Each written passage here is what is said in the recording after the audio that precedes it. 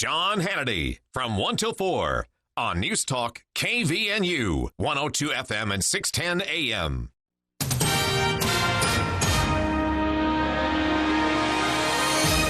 KVNU News Time is 5:03. I'm Bill Walter with this news update brought to you by Roof Rescue. Powder Mountain is announcing a significant expansion of skiable terrain, adding over 1,000 rideable acres. CEO Reed Hastings announced today the acquisition of additional acreage and expanded lift access. The expansion project comprises two distinct areas, adding to the skiable terrain on the west and east side of the mountains.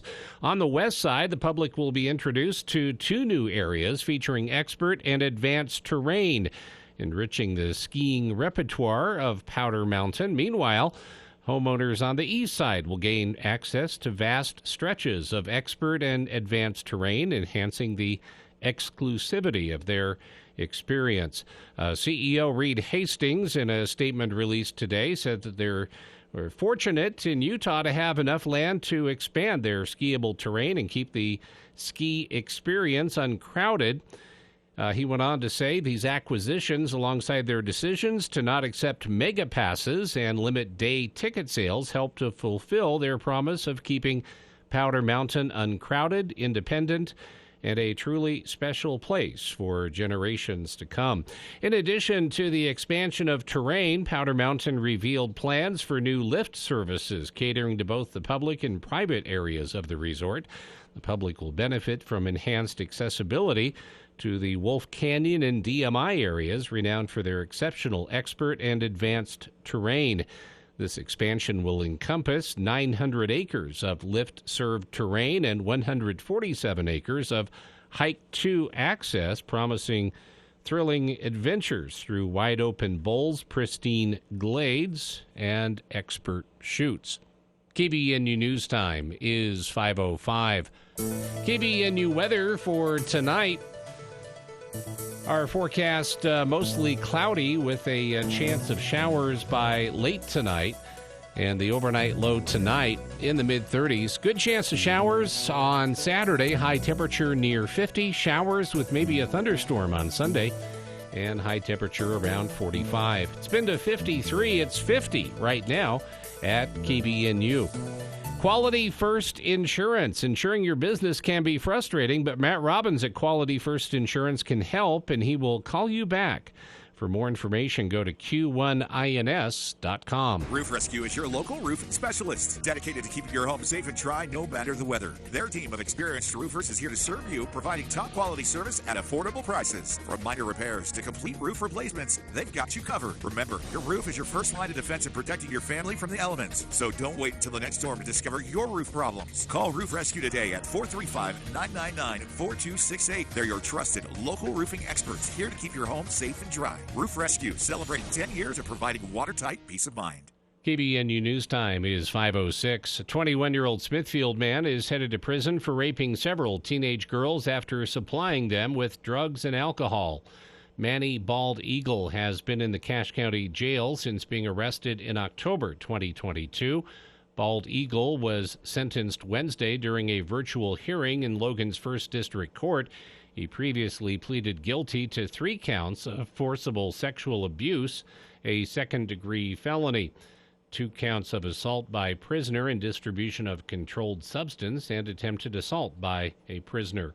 Bald Eagle appeared for the hearing by web conference from jail, where he's being held in solitary confinement after allegedly assaulting jail deputies. He was wearing handcuffs and flanked by 2 guards. In 2022, the victim told North Park police officers how Bald Eagle supplied her alcohol and marijuana. He then sexually assaulted her repeatedly. After Bald Eagle was arrested, other girls came forward with similar stories. In one case, he recorded himself sexually assaulting the victim while she was unconscious. And 3 Tooele residents accused of running a paycheck protection program loan fraud ring appeared in court after being arrested. Haley Ann Milbauer, Timothy Lopez, and Rick Bolton were charged with wire fraud and aiding and abetting during the COVID-19 pandemic. The indictment, returned by a grand jury on February 28th, alleges that the trio operated the fraud ring from July 2020 to January 2022. Court documents reveal that Milbauer, Lopez, and Bolton fraudulently applied for at least 10 PPP loans applications and 5 loan forgiveness applications, attempting to defraud lenders and the Small Business Administration of approximately $422,242. KVNU News Time is 5:08. For more details on these and other stories, visit CashValleyDaily.com. Here's what some of our patients have to say about how Red River has changed their lives. So before I started at Red River, I was having a lot of stomach pain. I was overweight, severe anxiety. I had been to multiple doctors. We had done tests and no one could find anything that was wrong. And then a friend mentioned Red River and I went and saw him, and it has changed my whole life. I'm sleeping through the night. I have energy for my kids. I've lost 30 pounds. No more stomach pains. I just feel really good. Our goal is to focus on imbalances that are driving your condition or symptoms, not just give you Band-Aid answers. So when a patient comes to our office, we'll sit down with them extensively and go over their blood work to find out the underlying imbalances driving their symptoms. Call Red River Health and Wellness at 855-55-RIVER. With offices in Logan, South Jordan, Springville, and St. George. Call Red River today. Do you want to learn to ski or snowboard or know someone who does? Come join the Learn to Turn first-time beginner class at Beaver Mountain. $90 gets you a 2-hour group lesson, your ski and snowboard rental, and a Little Beaver lift ticket for the day. Learn to Turn is for ages 7 and up for skiing and snowboarding and is offered daily at 10 a.m. Or try Learn to Turn 123. Commit and complete 3 Learn to Turn packages in one season for $250 and get a Little Beaver season pass for the rest of the season. Come on up and ski the Beav. Welcome back to the For the People Movie Show. All right, that's enough of that. Andy Morgan here in the studio talking all kinds of stuff. As Andy mentioned, who sabotaged that? It was trailer drop weekend for some reason, and such cool trailers. But Andy also has a lot to say about Ghostbusters Frozen City? Yeah, Ghostbusters Frozen Empire. Frozen City is, that's actually the nickname for the new True Detective series. Frozen City. That would actually work. I haven't watched the finale yet, so no spoilers for that. Timeline-wise here, for those who, everybody's probably familiar with this, but just in case, you have Ghostbusters, 1984. 3 years later, you have Ghostbusters 2. Electric Boogaloo. With Bobby Brown. Remember that? Yeah. And that's probably about as good. Call them Ghostbusters, but they ain't control. That's a fair comparison, actually, quality of movie-wise. I was not a fan of Ghostbusters 2. Then Hollywood's like, Ghostbusters just doesn't do sequels. And so 2 decades go by. 3. Yep. Almost, and then we get the Ghostbusters remake, basically with an all-female cast, and Kristen it's Wiig. Hilarious. But the sweatpants wearing grandma's basement incel bros were not having it. Women, ladies aren't heroes. That's right. Thank goodness Chris Hemsworth in it. Girls don't do things. Which was really funny too, because the villain in that show is actually basically an incel. I almost felt like they kind of anticipated some of that reaction from that side of the internet. Or was it art imitating life? So they decided, you know what, let's just put one of those guys that's going to hate this movie in the movie. I thought it was great. But Chris Hemsworth's role in that one, but that movie has so many. Go back and rewatch that one. It's funny. The all-woman cast, Ghostbusters. It's great. Because it has so many great scenes and one-liners. Yep. And they really played up the comedy more than in the original, even, which I thought worked in a different way just as well. I liked it, and this one doesn't. And then we got the true Afterlife third movie, Ghostbusters Afterlife, correct, and that was 2021, I believe, right? Or was it 2022? One of those two. I don't know. It all blurs together. Some year in the pandemic years, a few years ago. Yeah, I think it was 2021, 2022. Not last year. How about that? It was Paul Rudd. And Paul Rudd is just, he's just a science teacher in Oklahoma. And he's also the Tom Hanks the new Tom Hanks. Yeah, kind you of. You could put him in any movie. Are you saying he's going to win an Oscar? And no, maybe, but not for Ant-Man. Well, but he can put him in any movie, and he's good enough. Yeah, he's the Ron Howard of acting. Is that too mean? I think that's too mean. Okay. That's too mean. He's one of those How people that dare you? When I see Paul Rudd, I'm never like, oh, that'll be cool, but I'm also like, well, it won't suck. Yeah, he's definitely he knows that. Yeah, and it works. He's in the same I think Venn diagram as Ryan Reynolds. Like you like to see him in a show, yeah, but it's not especially if it's comedy. Yeah, he's kind of got his stick. So kind of done with Ryan Reynolds in the action movies. Yeah, he plays. He's the science teacher, Mr. Gruberson, and this is set in Oklahoma. Basically, Egon Spengler's family, which is, he's got a granddaughter, a grandson, and then his actual daughter, who's played by Carrie Coon, who is a fantastic actress, by the way. It's also worth pointing out that part of the reason Ghostbusters Afterlife had the plot that it did is that Harold Ramis had actually passed away. Yeah. And so Egon, they made that part of the story. Yeah. With his family's thumbs up.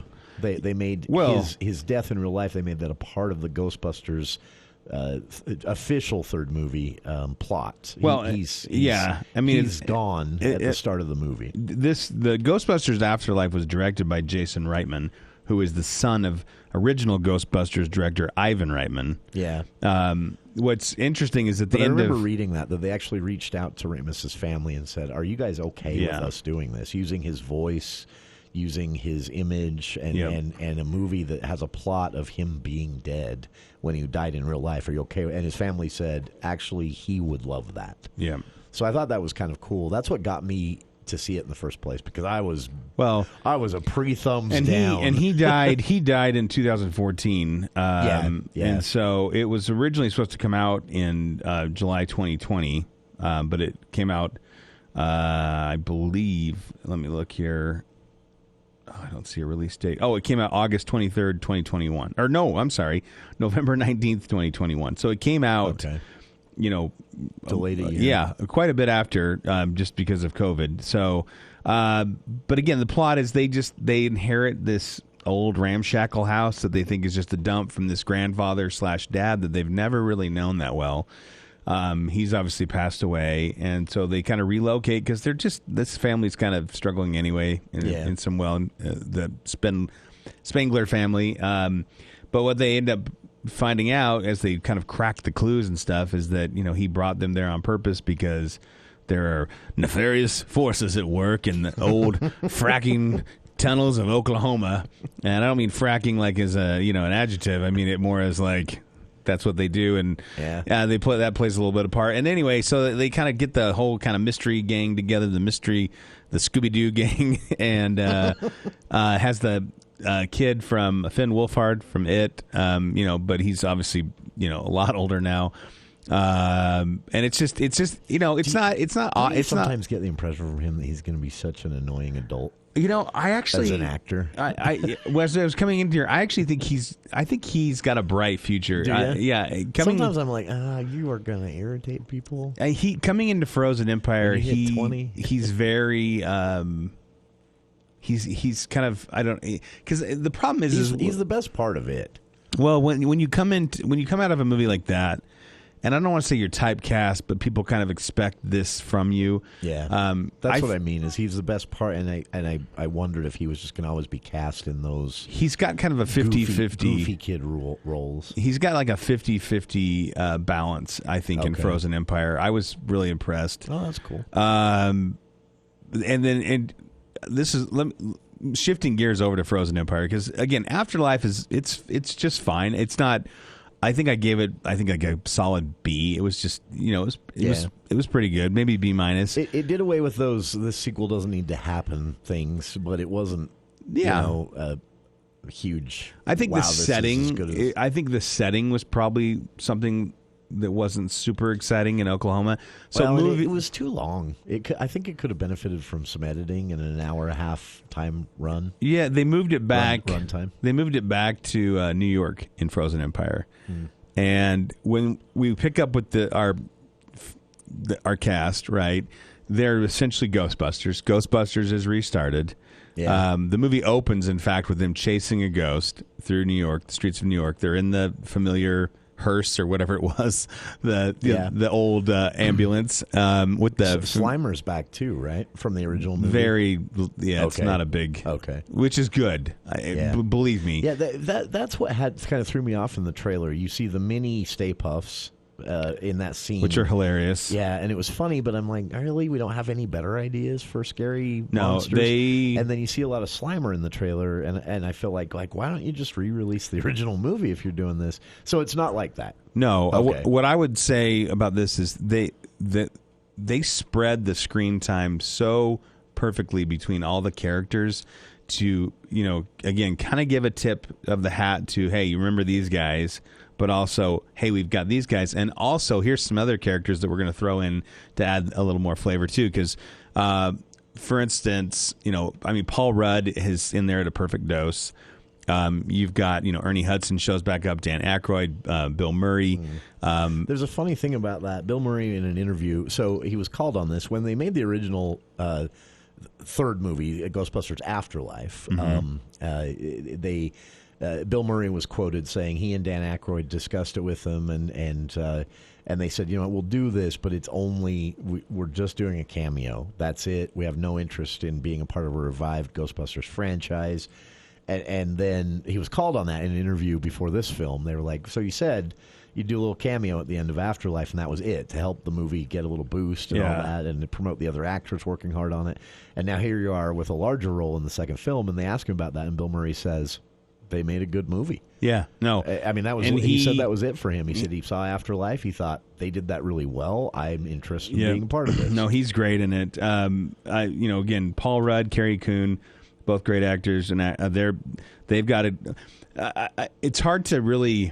Well, let me get back to the kind of the just general plot. Right, is that the Ghostbusters are active in New York City.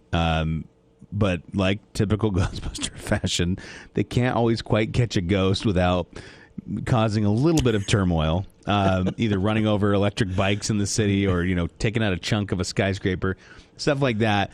Running theme. They destroy a whole hotel in the first one, right? And who ends up kind of calling them out on the carpet is the new mayor, Walter Peck, who you'll remember from the original, Oh, that's played funny. by William Atherton, and he's like, "Oh boy, I have waited my whole life to just demolish that building." Now, what you find out that's actually kind of a cool. And this is what I like is Ernie Hudson, who we know from the original as Winston Zeddemore. He in this Who gets no lines. He's now a I can't say the word philanthropist. Philanderer? No, not philanderer. Philanthropist. He's not. Never mind. He bought the Ghostbusters, the firehouse. Oh, okay. And so he's been protecting it, and they again are using it as their home base. But outside of this, he's bought another kind of decrepit area, aquarium or somewhere in New York, and they're using that as kind of a research area. To do catching, but also to try to understand everything. Well, on the side of this, you have a character, Camille. Why can't I think of his last name? Nanjiani, Camille Nanjiani, who I don't know if everyone knows his name. I think you would. You'd know his face for sure. You know who I'm talking about. Yeah, he's hilarious. He was in the Big Sick. Yeah, he was in the Eternals. He was in Obi-Wan series. Yeah. Anyway, he's so funny. He's a very, very funny comedian. And he's the comedian that was the scrawny guy from India, and suddenly he turned into like a he got buff for Marvel. The Eternals. Yeah, the Eternals. So anyway, he shows up and he's trying to hawk this like big old brass globe that he said was in his grandma's stuff. He's kind of like he's just like a lazy gamer guy. But he's really funny. He has he doesn't have any ill intent. He's just dumb. And what they've come to find out is this orb or this this sphere holds. And they remember in The Conjuring where they had that room of like evil toys that everything was possessed. Dan Aykroyd kind of has a shop like that, but the shop, he's a collector. It's a front for that, and everyone. Okay. Dan Aykroyd, we all know him. He's why can't I think of his name? Ray Stantz. Anyhow, in the Ghostbusters show, he runs this shop. He buys these items, and then what he does with them is he takes them to Winston, and they do the research on them. But it's really, this ends up being the kind of the catalyst for the whole movie, right? Which I was really excited that they don't just like rush into it. A lot of times in movies like this, where you have a big bad show up, the big bad shows up and kind of wreaks havoc through the whole show. While our heroes try to figure out how do we stop this. It really goes in nice bite-sized doses to kind of really focuses more on the cast, and then we kind of have this big bad show up maybe the last third of the film, and it's really good. Like I said, I was thoroughly entertained. I would see it again, which I think is the key. That's encouraging. I was really apprehensive because, again, I'm watching the trailer here with the sound off to find the scene that I was going to reference. But I realized what it is. What was throwing me off is the trailer is just chock full of all these callbacks to the original movie. They go back to the original library. Yeah. There's that original ghost. The Stay Puft shows back up in mini form, which is kind of funny. Slimer, all these things. Annie Potts and the old phone. The 80s phone that was there in the fire station. Yeah. And I thought they're just desperately remaking that first movie with this sequel to a sequel. So it's really cool to hear you say not. And by the way, did you know this? So there's a beach scene. They actually they stole the way that scene plays out from a Jaws scene. The director talks about that. He said there's a scene where everyone has to run out of the water. Yeah. And I don't know. I haven't seen it, so I don't know. And I don't know if it spoils anything. But he said we actually went and rewatched Jaws for some of those panic shark in the water scenes to see how Spielberg filmed those, to give you the idea that there were a lot more people leaving the water than he actually had on set. Oh, yeah. And I thought that was very cool that they actually went and watched Jaws. I see what they did there. I see how they did that. I don't know if I don't know if I would, even being a Jaws fan, as you know, I don't know if I would be able to call it out. But I just thought it was cool that he said, we sat down and watched those scenes in Jaws because we knew Spielberg only had like 20 people, but he had to make it look like thousands were leaving the water. And I just felt that made me laugh. I just felt like, again, like it kind of just landed. It's not going to win the awards. I don't know how well it'll do at the box office. I either one of two things. Either one, the trailer was marketed poorly, like a lot of Hollywood things are today, or two, they have purposely held stuff back, and now this word of mouth is going to kind of take hold. I don't like it when they show everything in the trailer. So again, pleasant surprise. I would highly recommend it. I didn't think there was anything objectionable in it. There was some people that decided to bring some smaller children to this, and I think this just goes to say, just like if you brought smaller children to the 1982 Ghostbusters back in the 80s, poor choice. There was a couple crying kids that I don't think were, and when I say young kids, I'm talking like probably between 6 and 8 years old. It's PG-13. I'm not even really sure why. I may just be completely desensitized to the F word, but I don't remember one, and usually in a PG-13 movie, they're like, let's just get our one in there, let's take our real estate out for, let's just make sure we get it. But again, do I have it right that the director of this one was co-writer of Afterlife? Is it Jason Reitman? It says Gil, maybe this is listed wrong. No, you're right. Gil Kennan. Yeah. But it said he was involved with the story and script in Afterlife that was directed by Reitman. Yeah, and Reitman... So kind of the same team.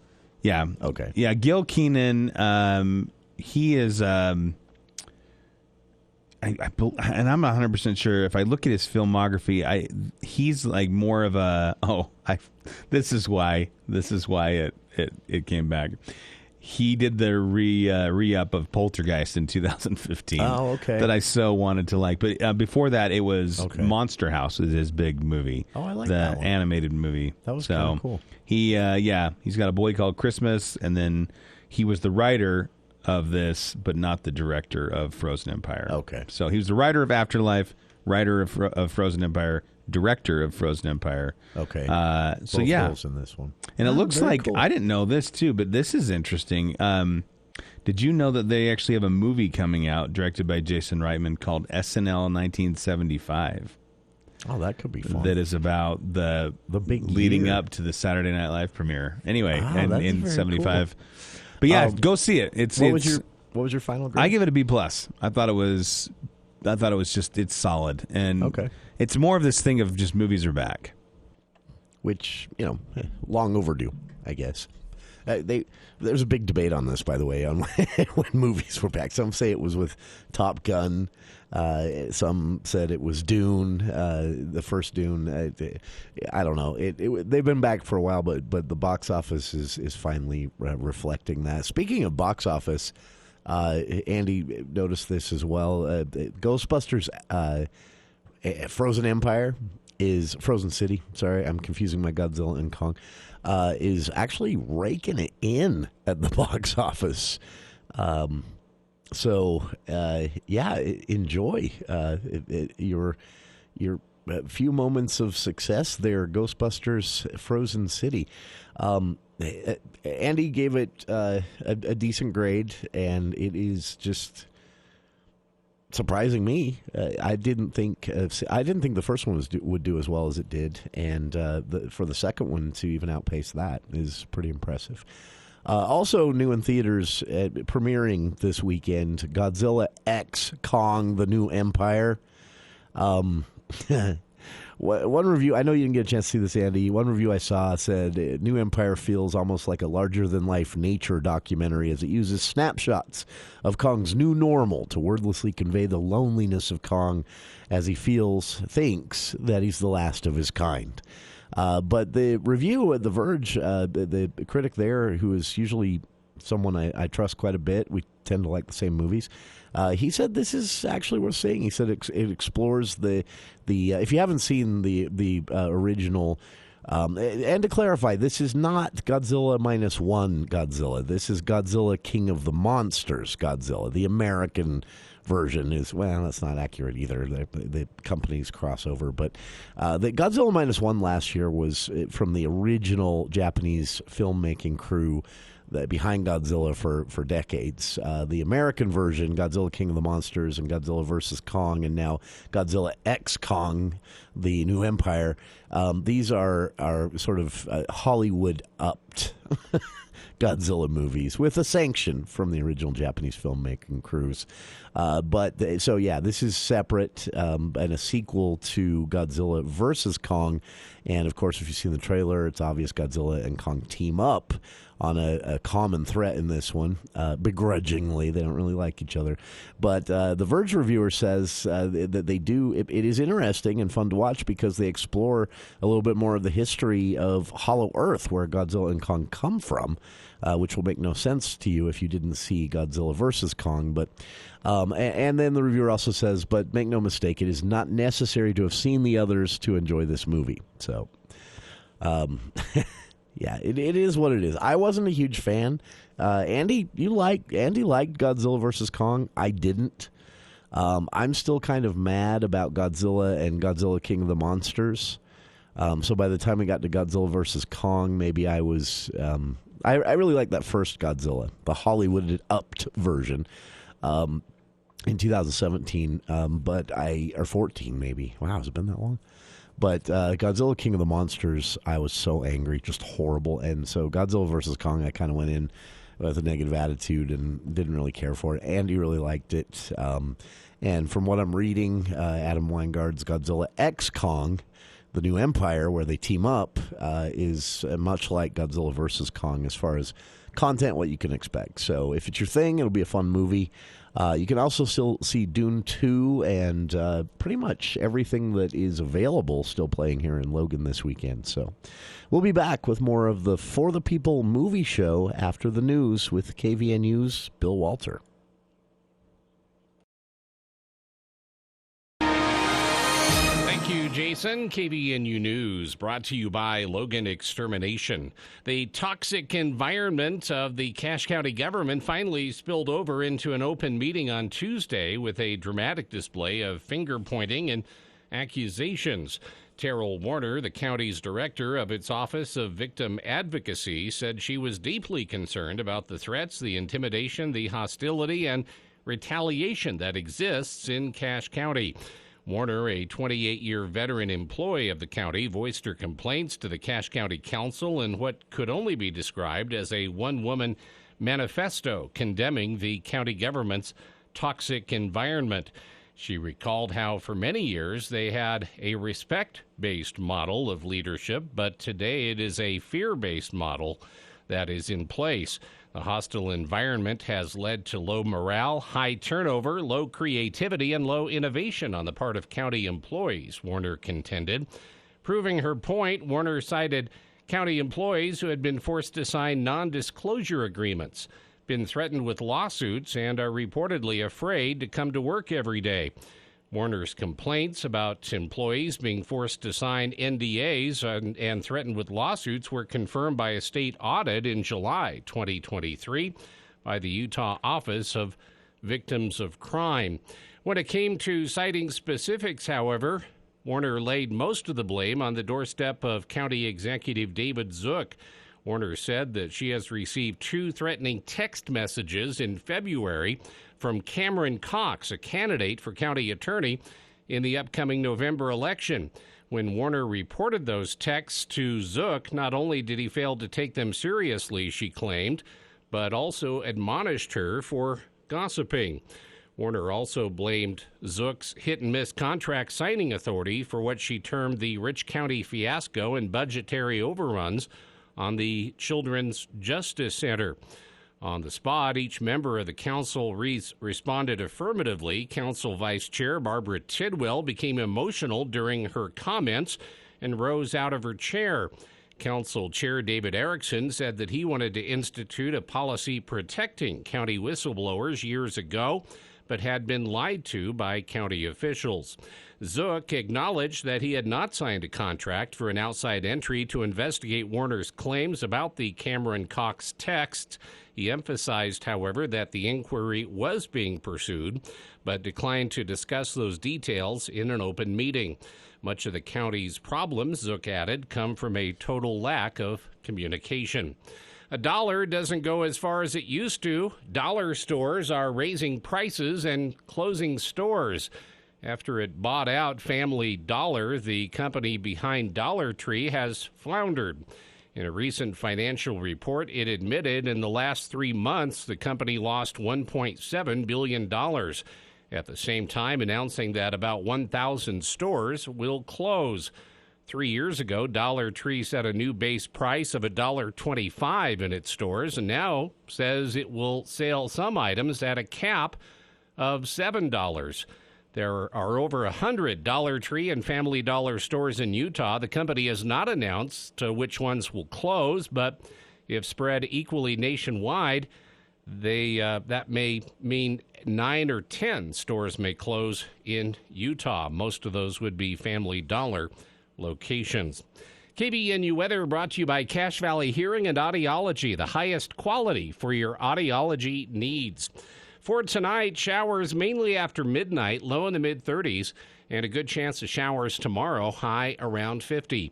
Get more news at CacheValleyDaily.com. The bugs love the good weather. I'm guessing you have a bunch of those creepy crawlers waiting patiently to come into your cozy home.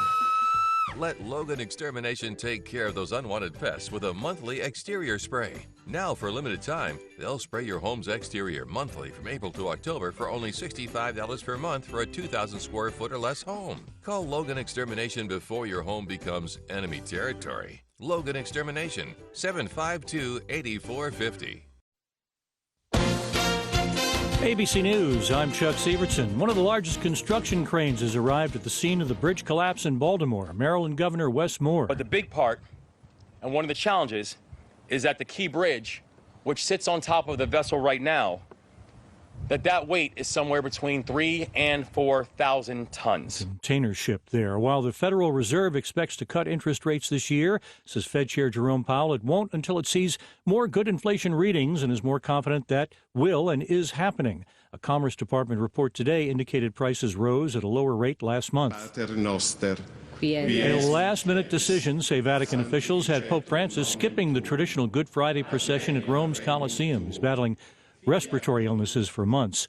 A new study says climate change is making a giant heat wave crawl slower across the globe and that they're baking more people for a longer time with higher temps. Data's in the journal Science Advances. This is ABC News.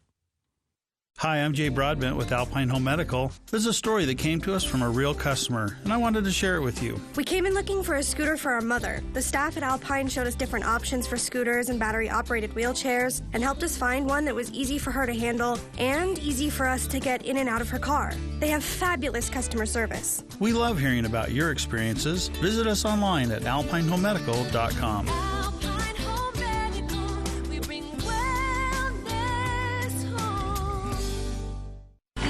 Experience the timeless magic of the Carpenters with Carpenters Platinum Tribute Concert at the Ellen Eccles Theater in Logan, Friday, March 29th. Get ready to immerse yourself in the captivating melodies and unforgettable hits of the Carpenters. Carpenters Platinum takes you back in time with classic hits close to you. We've only just begun and more. This tribute concert promises to be an enchanting evening filled with the iconic sounds that have defined generations. Carpenters Platinum. Friday, March 29th, Ellen Eccles Theater in Logan.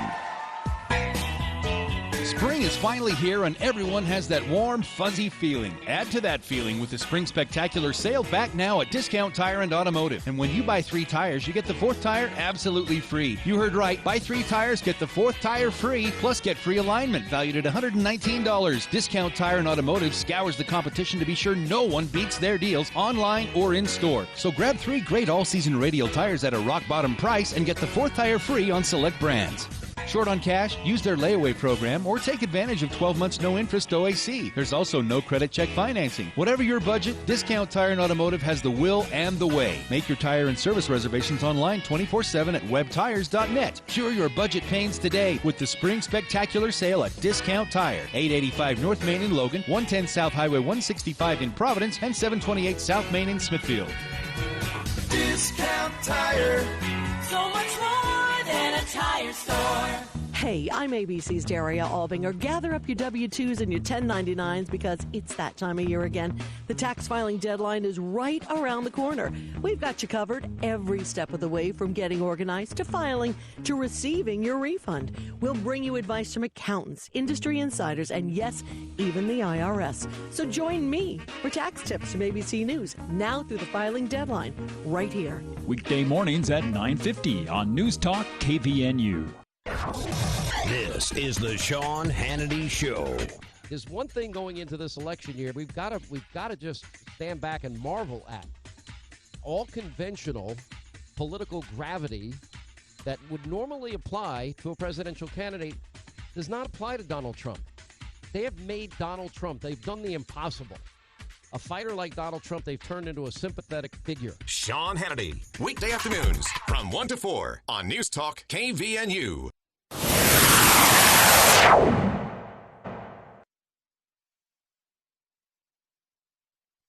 How was school? Worst day of my life? What do you think? Kip hasn't done flipping anything today. What? Tonight, me and your aunt are going to go visit some friends, and we're not going to be back till tomorrow. We're getting a little low on steak, so I got Lyle coming over tomorrow to take care of it. Chauncey, Chauncey, how that you learn. He's the kind of bear who really cares and helps you feel okay. Welcome back to the KVNU For the People movie show with Andy Morgan here in the studio. It sounds cute. But I'm looking at the poster for the trailer, or for the movie. I watched the trailer, and that's just a creepy theme song for this movie. Imaginary, in theaters here in Logan this weekend. It is a horror movie. From the only people that do horror movies anymore, Blumhouse. Yeah. Just kidding. That's not true. A24. Are they still... They're working it. Now, A24 is like Midsommar.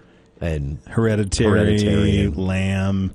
Boy, I watched. They're the cerebral persons. I watched Midsommar again recently, just a couple weeks ago. And you were like, why didn't Florence Pugh get nominated for Best Actress? Yeah, it holds. Right? It holds up. Although she's very hard to like at the first of that movie until you realize that's the point. Yeah, like right. at first I'm like, I hope this character doesn't make it all the way through because she's whiny.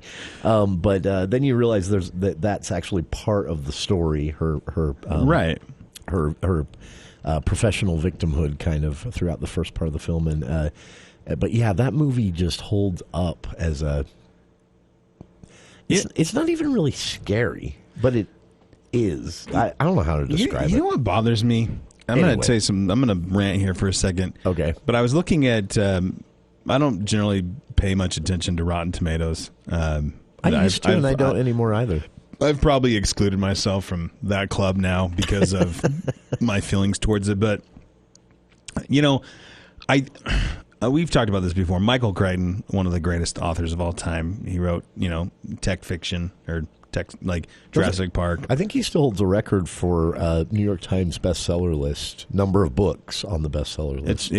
He in the book Jurassic Park, or sorry, Lost World.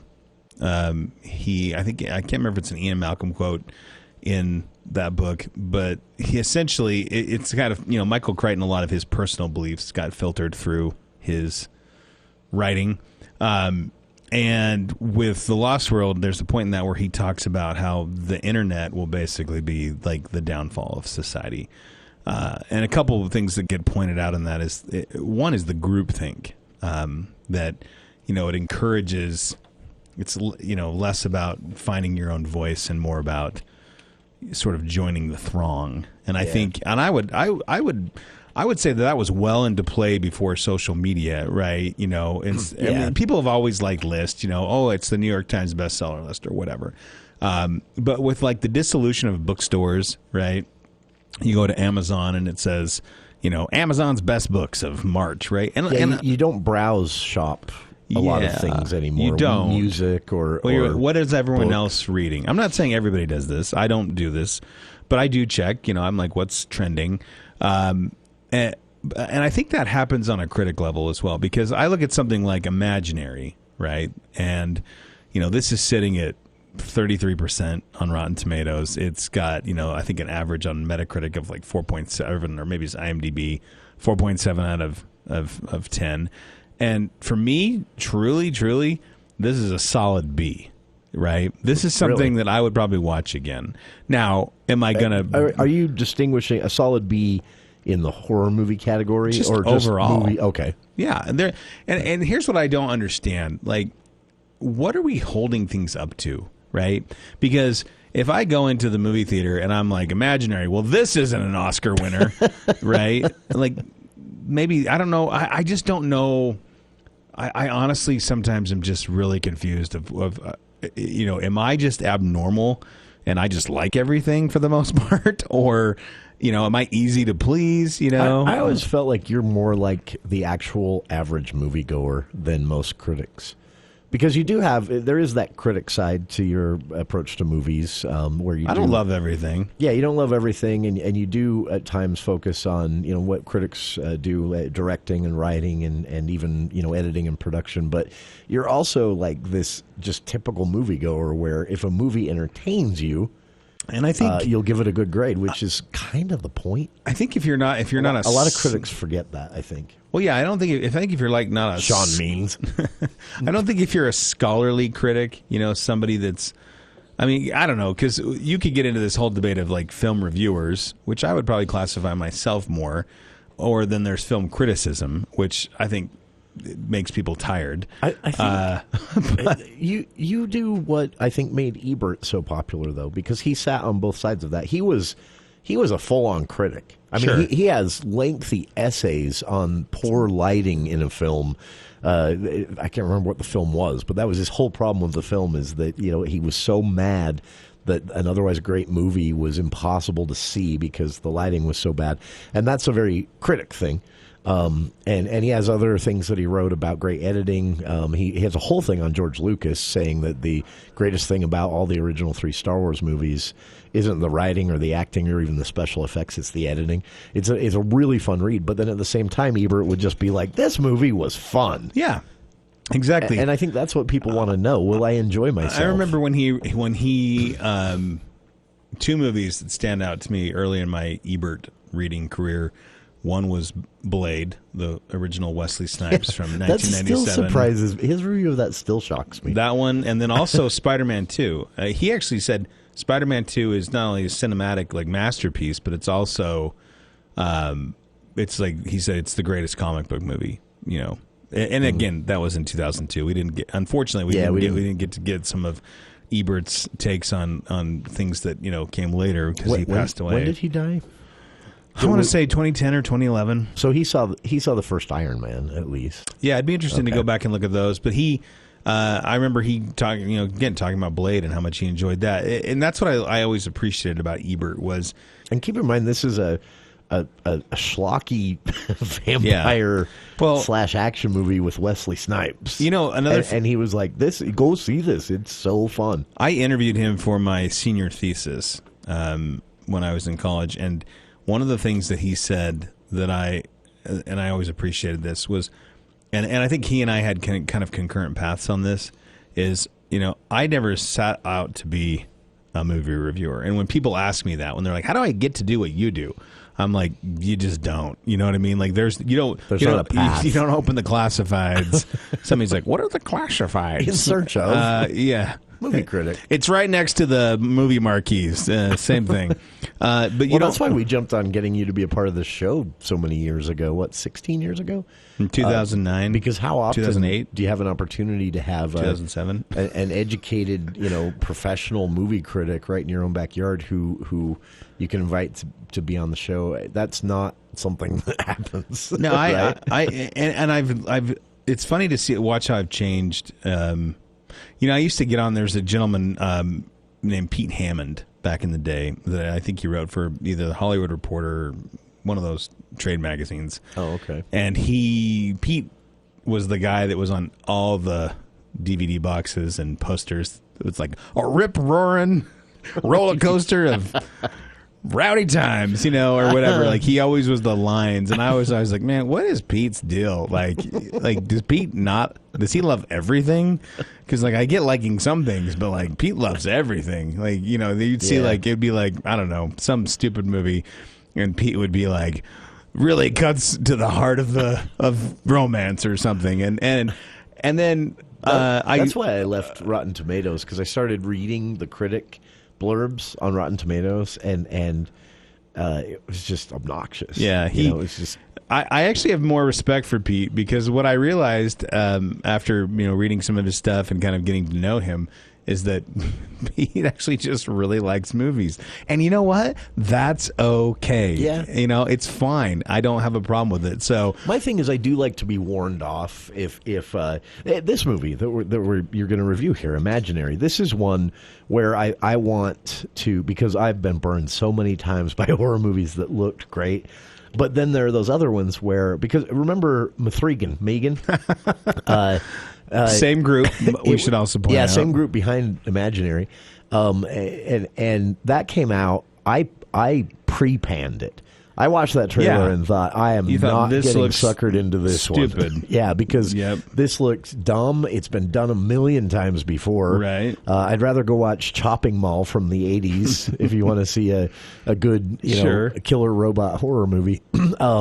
Which that actually is worth seeing. It's kind of funny now, but anyway. So I was just so against not only not seeing that movie, but that it got made, and then you saw it, and that made me go see it, and that's one of my favorite horror movies now. Yeah, no, this is, and let me talk about this, just the Imaginary, for just a minute. We won't, because we also need to talk. Second viewing of Dune 2, does it hold up? And then we really want to spend some time on the Oscars with everybody. Oh, yeah. And we should probably say a brief thing about old Ricky Stenicki that opened this week on Amazon Prime. I have thoughts. But Ricky Stenicki. Yeah, Ricky Stenicki. I'm going to be honest with you. I'm not even going to talk about any of the cast, because No offense to the cast of Imaginary. I thought you guys did a great job. Did not know who any of these people were. Yeah. It's pretty much fresh faces for me. But really, this is kind of in, again, that Megan vibe of it has some parts. So I will say this. There wasn't a point where I ever like closed my eyes. It's not that type. I mean, there are some jumps and things like that, but it's more of just like a kind of a feel. And that's kind of what Megan was too. Megan was just like, it's just this overall kind of creepy aura that surrounds the film. Same thing. I mean, if you were a kid in the 80s and you grew up with Teddy Ruxpin or whatever, or you are a kid that had an imaginary friend, like my son Sam had an imaginary friend named Henry Coconuts, that actually after watching this I'm really concerned that he still may be in our house. But anyhow, that's not the point. The point is really there's some things in this that there are some corny parts. I mean, I won't lie. But that's intentional, right? With a movie like this. But it feels like a little bit of like sweetener to kind of help things come down a little bit. Oh, okay. And again, reminder, this is a PG-13 horror movie. Those kind of dance between. I don't generally think that there are very many good PG-13 movies. And I'm not suggesting that you need, sex, nudity, swearing, and things to make a horror movie. But sometimes I think it has to be just a little bit darker, right? Remember when The Ring came out and it was PG-13 and it was amazing, and then there was this... But it did have a PG-13 kind of candy coating to it. Yeah. Where you're just like, this isn't quite like hitting every... That was... And then, so right after The Ring comes out, this guy who I don't even know what he's doing now, and his name, he's not the same guy that writes for National Review Online, the conservative news site. But his name's Kevin Williamson, and he wrote... So The Ring comes out, it's PG-13, and it's like Hollywood decided, there's this huge market for PG-13 horror movies, and so that we Sarah can make Michelle Gellar was in... What was the one with the... Is it the... Jon Stewart and The Faculty with Josh Hartnett? What was the one... Because we also turned into this thing for a while. We were like, we're going to take really creepy Japanese horror movies and make them into American. That's what all of these were. The one... I can't think of the one with Sarah Michelle Gellar. I can't either. I just know there was the fingers in the shower. All I know is, spoiler alert, the ghost lives in the upstairs closet. And it's not scary. And then there I don't know, man. When somebody crawling in your sheets is not cool. Yeah, that part was I don't dig creepy. that. But they weren't, they like almost weren't horror movies at a certain point. They were more like, I Know What You Did Last Summer, The Faculty, all of these. Anyway, but some are great, and there's an audience for them, obviously. Anyway, there you have it from Andy. A B+, almost an A- for Imaginary, still playing in one of the Megaplex theaters here in Logan. On the other side, final few minutes of the movie show today, we'll recap what you can get out and see. Not a lot opening other than Godzilla X Kong, the new Empire, but still plenty of good stuff in theaters from previous opening weekends. And we'll talk a little bit about what's coming next weekend for Liam Neeson fans. You'll be excited. We'll be back with more of the For the People movie show right after this. News Talk 610 AM, 102.1 FM, KVNU.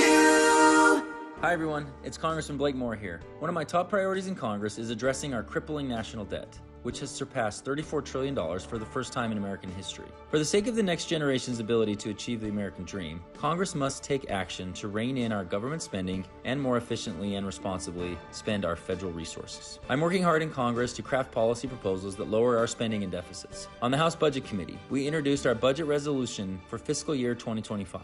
According to the Budget Committee majority, this resolution proposes no new taxes, grows the economy over 3 times faster than the debt, balances the budget in 10 years, and much more. We've also passed through committee common sense legislation that would require transparency to the American people about the state of our nation's finances so big government can be held accountable. It's an honor to bring Utah's sound fiscal policy to Washington, and I will continue to fight for the American family as we seek to give our children a better economic future. Paid for by the official funds authorized by the House of Representatives. At Evolution Design, crafting custom stone countertops that become the heart of your home is what they do better than anyone. From the initial consultation to the final installation, their team is dedicated to supporting you every step of the way. Their years of experience will help guide you to the perfect product. Whether it's granite, marble, or quartz, the craftsmen at Evolution Design work tirelessly to bring your vision to life. Because home is more than just a place to live. It's where memories are made and shared. Get started at evogranite.com. Evolution Design, quality set in stone. Spring is here and new deals are blooming at Murdoch Chevrolet. Pick your new car at our spring sales event. Everything feels new in spring, so pick a Murdoch Chevy and drive renewed. Receive up to $9,000 off or 2.9% for 6 years on a Silverado 1500. When you walk through our doors, you feel like family. At Murdoch Chevrolet in Logan and Woods Cross or online at murdochchev.com. Chevrolet, together let's ride. Call 866-628-3065 or see dealer for complete details. Offer expires 4/1/24. Tom has been a teacher for over 40 years. One day, I think one of the students had asked the question and he didn't remember the answer. And I also noticed that he was letting his class out earlier than they were supposed to let out. I was really starting to worry. Levi and I talked about how it would change our lives, but he was there beside me. When something feels different, it could be Alzheimer's. Now is the time to talk. Visit alz.org/ourstories to learn more. A message from the Alzheimer's Association and the Ad Council.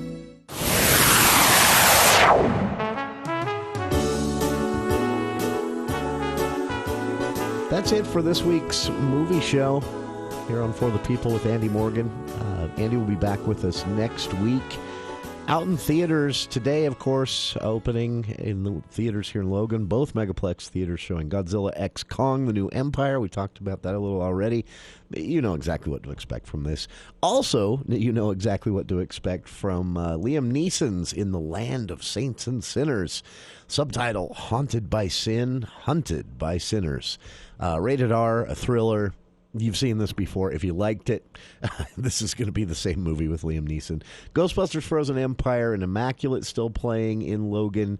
Kung Fu Panda, Imaginary, which we just talked about, the horror movie. Love Lies Bleeding, Arthur the King, and Dune 2. You can also, at the South Megaplex Theater, see the Angel Studios, I believe I have that right? The Angel Studios, kind of, sort of loosely based on a true story, Cabrini.